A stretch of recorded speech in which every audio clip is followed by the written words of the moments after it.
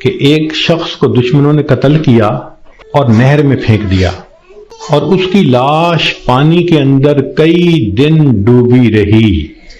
جب وہ اوپر آئی سطح پر تو اتنی پھول گئی تھی کہ بندے کی پہچان ممکن ہی رہی تھی، شکل ہی بدل گئی تھی۔ پولیس والوں کو پتہ چلا، انہوں نے آ کے لاش نکالی، اور جب دیکھا کہ پہچان ہی نہیں ہوتی تو انہوں نے قریبی بستی والوں کو بلایا اور کہا کہ بھئی اس کو نہلا دو، کفنا دو، مسلمان تو ہے۔ چنانچہ امام صاحب نے کہا کہ جی میں نہلا تو دوں گا، میرے پاس کفن کے پیسے تو نہیں ہیں، مجھے کفن کے پیسے دے دو۔ ایک بندے نے کہا کہ جی اعلان کر دو۔ ذرا سنیں، مسجد میں اعلان ہوا، بھائی لاوارث نعش ہے، کفن خریدنا ہے، چندہ لاؤ۔ کوئی روپیہ لایا، کوئی 2 لایا، کوئی 5 لایا۔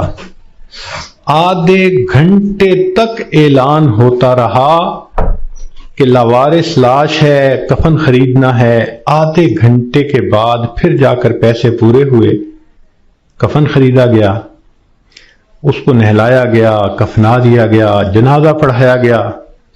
جنازہ پڑھتے ہوئے ایک آدمی کی آنکھ میں بھی آنسو نہیں تھے، اس لیے کہ کوئی جانتا ہی نہیں تھا یہ کون ہے۔ جب اس کو دفن کیا گیا تو 3 مہینے کے بعد کیس کی حقیقت کھلی، تب پتہ چلا کہ وہ سرگودا کے علاقے کا ایک ذمہ دار تھا۔ 4 مربع اس کے باغات تھے، کروڑوں کی سالانہ آمدنی تھی، کوئی 6 کروڑ روپیہ اس کے بینک بیلنس کے طور پہ موجود تھا، اور اس کے 4 جوان العمر بیٹے تھے۔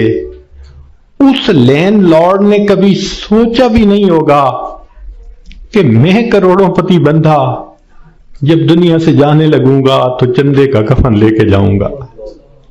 اس کو کہتے ہیں وارث مان نہ کری وارثاں دا، رب بے وارثا کر مار دئی، کہ وارث تم اپنے وارثوں کا مان نہ کرنا، اللہ بندے کو لاوارث کر کے مار دیتے ہیں۔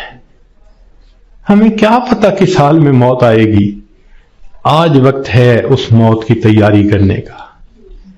اس لیے امام غزالی رحمۃ اللہ علیہ فرماتے ہیں، اے دوست تجھے کیا معلوم کہ بازار میں وہ کپڑا پہنچ چکا ہو جسے تیرا کفن بننا ہے،